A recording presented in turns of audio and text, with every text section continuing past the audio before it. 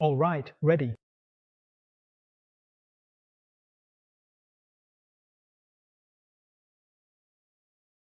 Today we are setting out.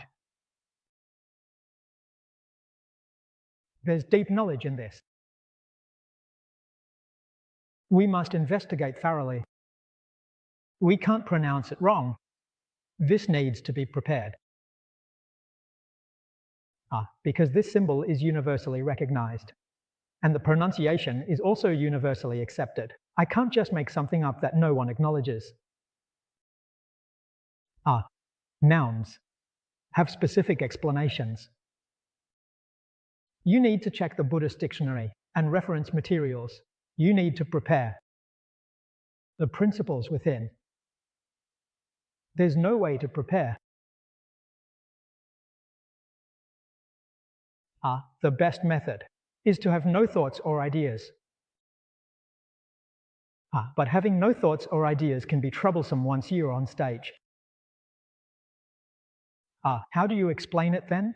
When on stage, ask for the blessing of the Buddhas and Bodhisattvas.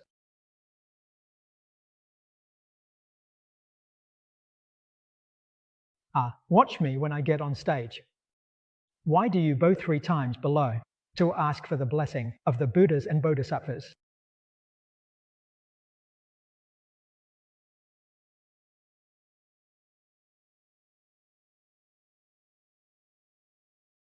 Every word and sentence is alive, not dead.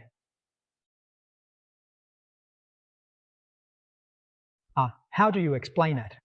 Look into everyone's eyes and speak. Hey, how do you explain this sutra? Look at your eyes and see how to make it come alive. So, if the people listening below are different, what I say will be different.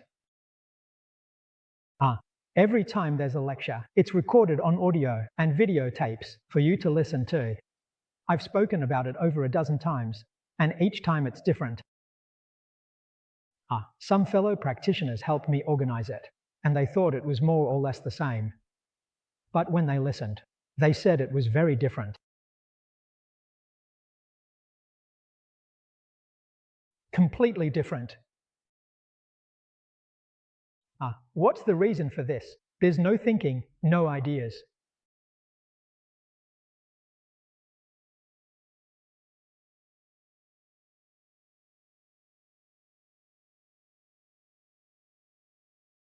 So there's a secret I want to pass on to you all. I'm not holding back. The secret I'm sharing is a pure heart. A pure heart is the true heart. 24 hours a day. Always maintain the purity in your heart. Equality, right awareness, and compassion.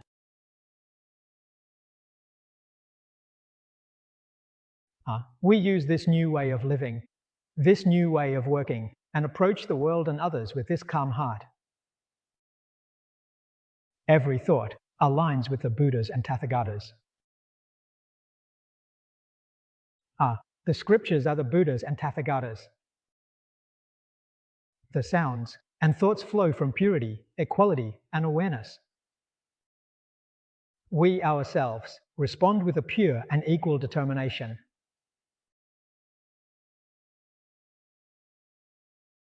How could there be any different reasoning?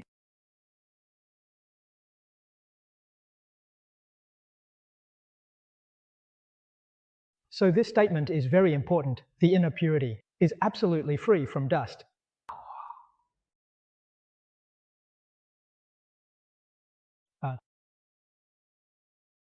Worldly fame and gain should definitely not be kept in the heart. Definitely cannot fight for them.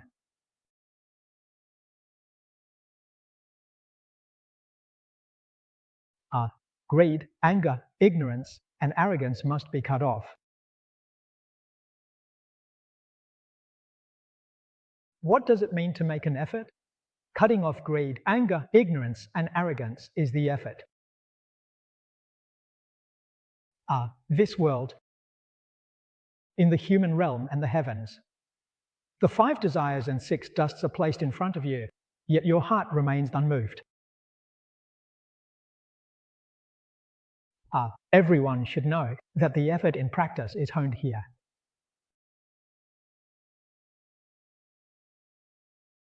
It truly has its benefits.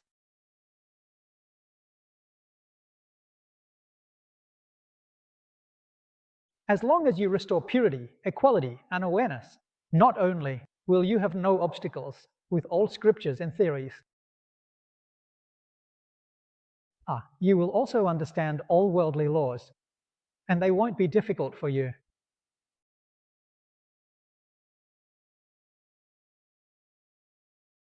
Only then can you truly benefit.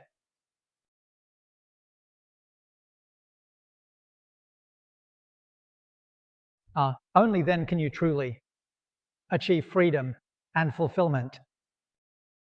In Buddhism, it is said to achieve great perfection, great freedom. Only then can you experience it. Only then can you attain it. This sentence is true skill. This first sentence is where we should start. Then, throughout your life, not only in this life, but in every life to come, from the initial aspiration to the state of a Tathagata, what practice is used? It is this sentence: the mind is pure and free from dust. Within this dust prison, it is extremely vast. Buddhism tells us about the dust of views and afflictions, the dust of ignorance and afflictions. These 3 major categories all belong to the dust prison.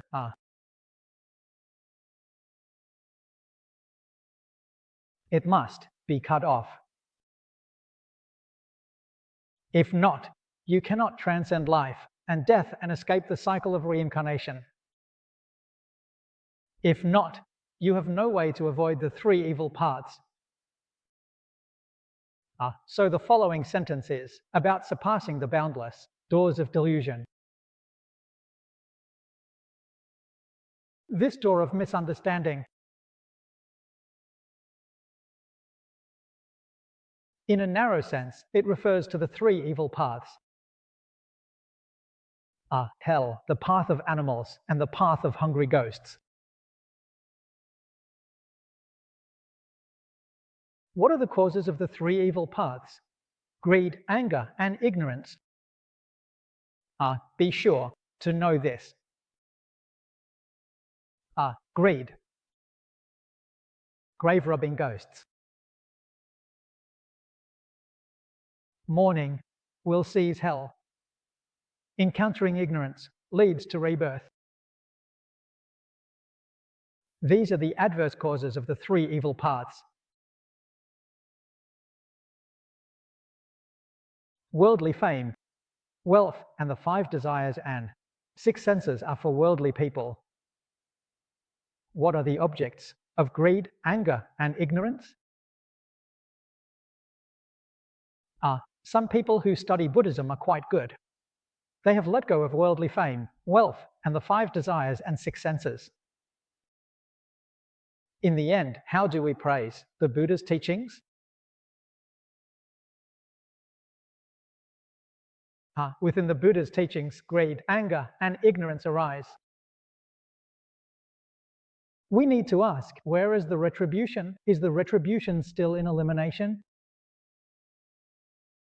The nightingales of the 3 evil paths are greed, anger, and ignorance. It's not about greed, anger, and ignorance. Just change your target and everything will be fine. It's about teaching you to cut off afflictions, not to change the object.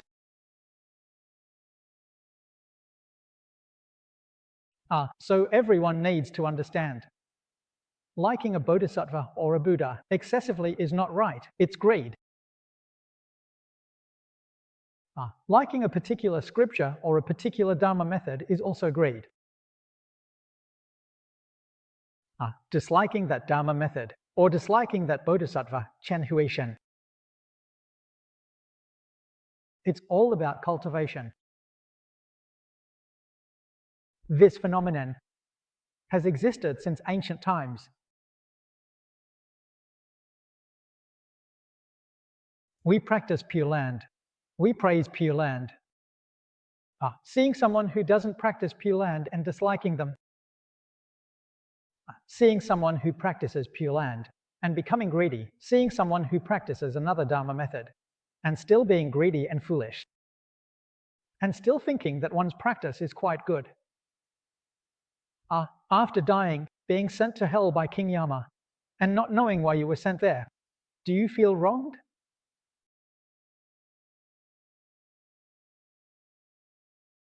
To be honest, they haven't understood Buddhism clearly. This leads to misunderstandings.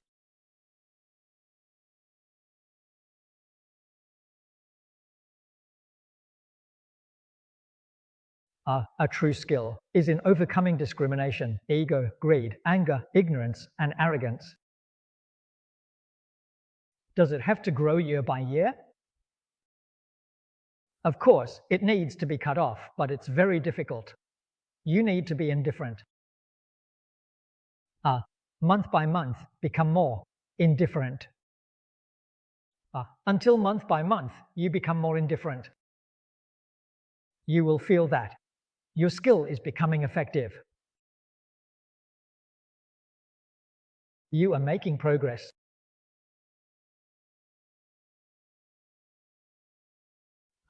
If you can feel week by week that your troubles are lightening and your delusions, discrimination, and attachments are fading, then you are on the right path.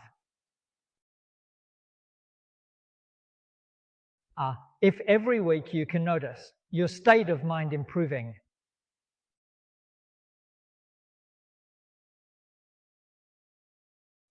yes, month by month, having this feeling, this is true skill. If each year feels different, then your skill is indeed becoming effective.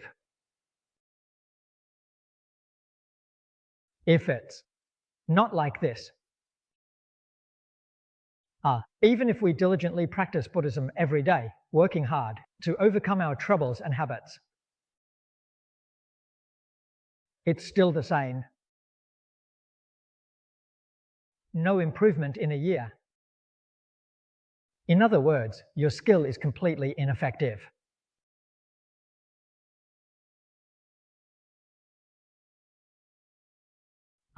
When the time comes for you to pass away, you'll end up where you were meant to go. There's nothing you can do about it. This is something we need to be aware of. Very, very important. So these 6 lines from Bhikshu Dharmakara are the guidelines for his own practice, the principles of his own practice, cause and effect. True skill in the first 2 lines, these 2 lines surpass the boundless gates of delusion, leading to the path of body, ultimately resulting in fruition.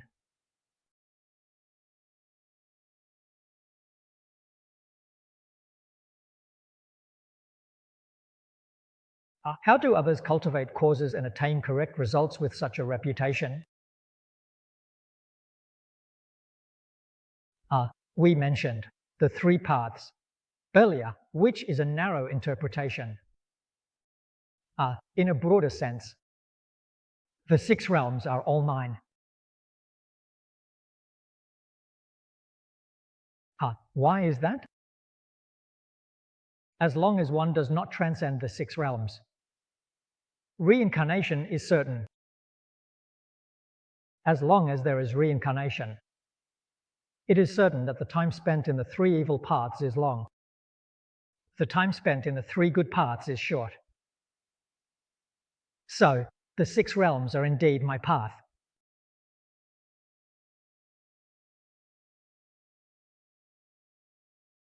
Those 6 realms truly are boundless and infinite. How can that be explained? There is no reasoning. There are always 6 realms. Within the human realm, some people have great blessings. They enjoy a life of blessings, as if living in heaven. Some people endure suffering and hardship all their lives, as if they were born in the hell of lying on tracks. Every path has 6 realms. 6 of 669310.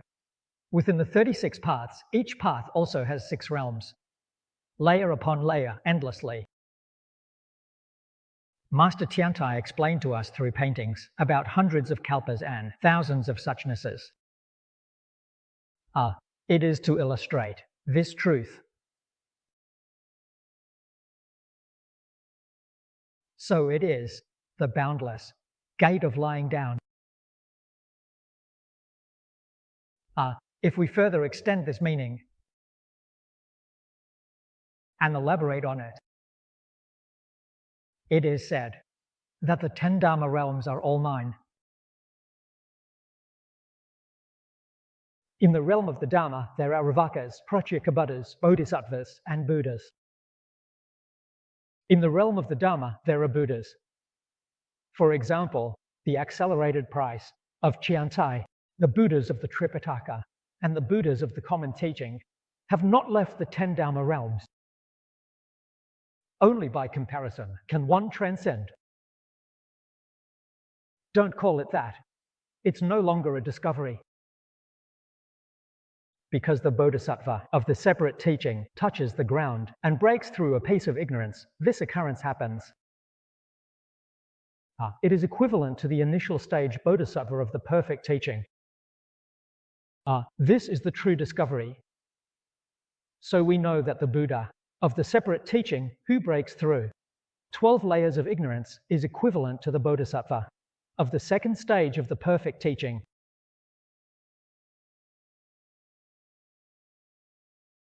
Why do we say that the precepts of the Dharma are all gateways to grasping? In Buddhism, it is said to generate a single mind. He uses a deluded mind, not a true mind. Only after transcending the 10 Dharma realms does one use the true mind, which is the same nature as all Buddhas.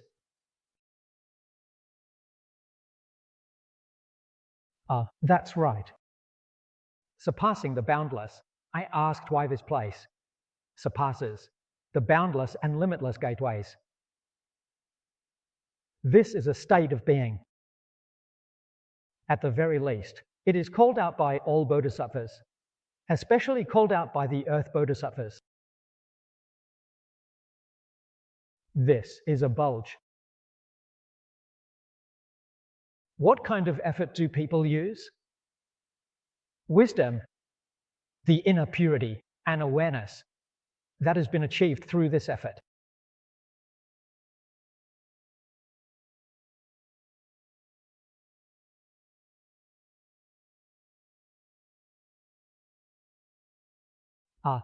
The latter sentence refers to the ultimate peace of the body path in Shu. If there are no expedient methods, this becomes difficult. This body is the perfect body. Language, the teachings are ancient. As mentioned earlier, this surpasses the boundless and limitless gateways. The lowest is residing at the rounded corner. The initial dwelling bodhisattva, reaching the fruition of the Tathagata. 42 stages. These 42 stages must also be surpassed. The worldly path. Very quickly, one attains the supreme body. Body should be followed. Everyone should know. The bodhisattvas of the cloud stage have not yet reached ultimate enlightenment, nor have the bodhisattvas of equal enlightenment. Only when the language and teachings are ancient is body ultimate. This sentence emphasizes the worldly path. What method can be used to express it?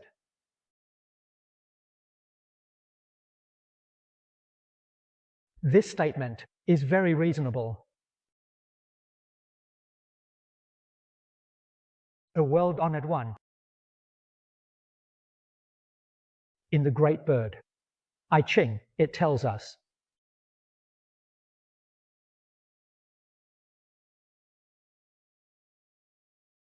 the Bodhisattva's path to ultimate enlightenment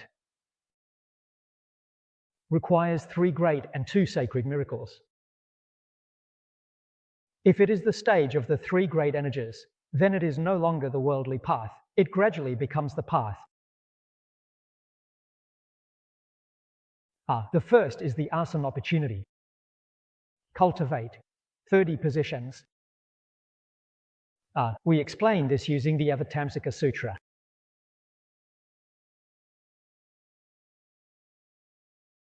Establishing residence is practice, is dedication.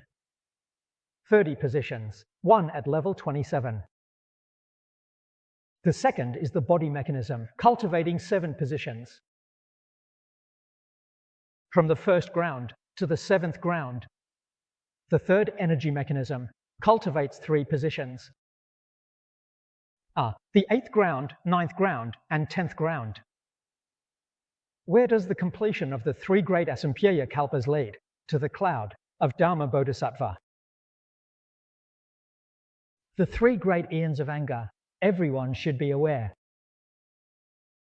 It's not within the 10 Dharma realms. The time spent practicing within the established Dharma realms is not counted. Everyone must not misunderstand. The saying that an ordinary person becomes a Buddha in 3 great eons is incorrect. It's not an ordinary person. It's a major event. Teaching the initial dwelling Bodhisattva. To ultimately attain body, 1 needs to go through 3 great and 2 minor eons. Now, when Bodhisattva Dharmakara made his vows, it meant that the path shouldn't be that long. It can be accomplished quickly. So we understand. In the past. More problems when speaking to everyone about the Flower Adornment Sutra.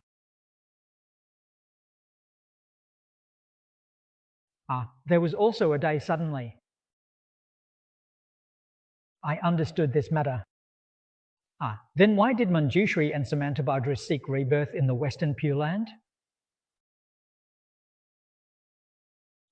I suddenly had this question.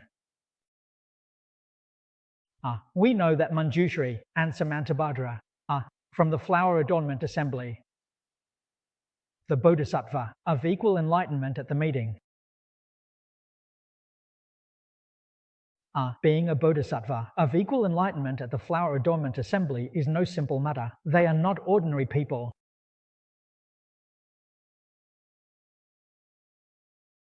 Why do they seek rebirth in the Pure Land of ultimate bliss? The Bodhisattva of the path to enlightenment has experience with this matter. We can imagine the difficulty of practice. The easier it is at the beginning, the harder it gets later on. Look, the first stage of ascension requires practice in 30 positions. The second stage requires practice in 7 positions. And the third stage requires practice in 3 positions. How much time does a Bodhisattva of equal enlightenment need in 1 position? If we speculate like this, it would take at least 2.7 billion years.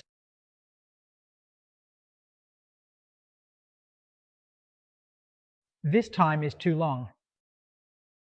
Therefore, when these Bodhisattvas of equal enlightenment and 10th stage Bodhisattvas are reborn in the Western Pure Land of ultimate bliss, the flower blooms, and they achieve enlightenment. It truly is the path of the mundane.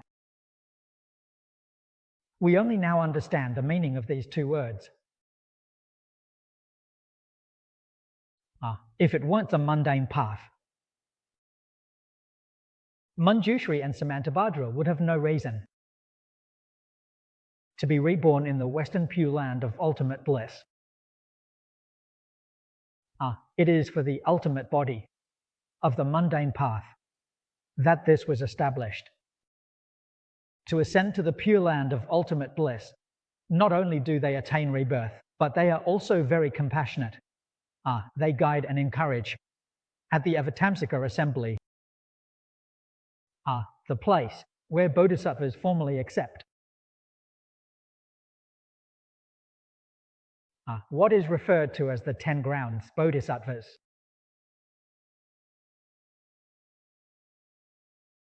Always remain mindful of Buddha. Accept the teachings of Manjushri and Samantabhadra, the 10 grounds bodhisattvas. The 10th is the initial ground. The middle is the 11th ground, which is equivalent to the middle. This is explained to us. At the Avatamsaka assembly, there isn't a single bodhisattva who ascends the grounds without reciting Buddha's name to be reborn in the Pure Land. Why is that? The body of the mundane path is truly felt. Not only that, at the assembly, we indeed witnessed it. They advised the 41 to undertake significant matters. Truly, they experienced the same birth together. If we don't carefully observe the meaning of the two words mundane path in these great sutras, you won't understand it.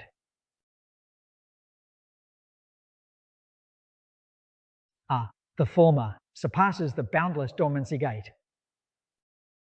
The small surpasses the 3 realms. The great surpasses the 10 Dharma realms. Then it is said that the ultimate body is only achieved when reaching the great perfection, which is the ultimate fulfillment.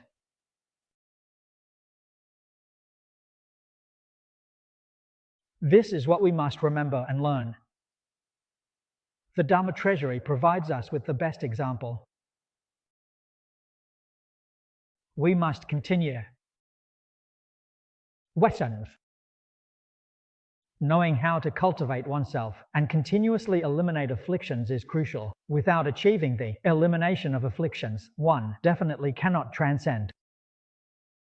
Misconception gate. As for the body case, there's no need to elaborate. So I hope all students pay close attention to this experience. By carefully contemplating, we can truly benefit. That's all for today.